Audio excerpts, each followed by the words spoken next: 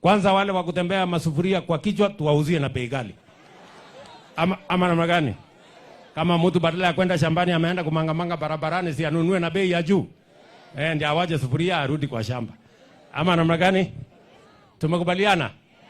Vile vile mimi nataka niwashukuru kwa sababu tumefika hapa na hawa viongozi wenu wamenieleza mambo ya barabara. Kuna barabara zimekwama hapa.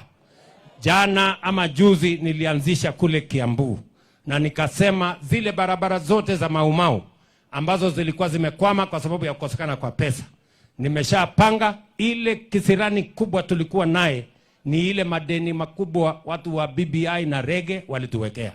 Sasa hiyo madeni tumelipa hiyo madeni. Sawa sawa.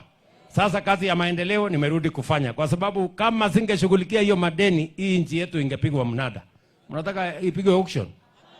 Unajua nchi zingine zimepigiwa mnada, na mimi sitakubali ati Kenya ipigiwe mnada. Sasa hiyo madeni tumepanga vizuri, tumeanza kulipa. Hata hiyo dola ilikuwa inatusumbua, si umeona imeanza kuteremka?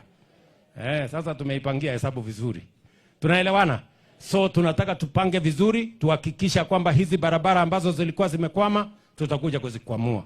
Vile vile huyu Mount Kenya, huyu Wainaina aliniambia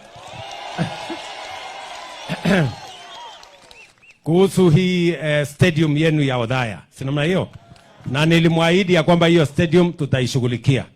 Kwanza tumeanza na ile ya Nyeri kwa sababu ndio ilikuwa ya mbele, karibu tunamalizia hiyo. Hii ya hapa tunaweka katika procurement.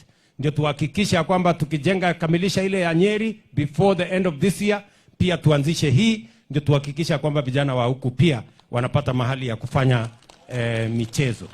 Tumekubaliana?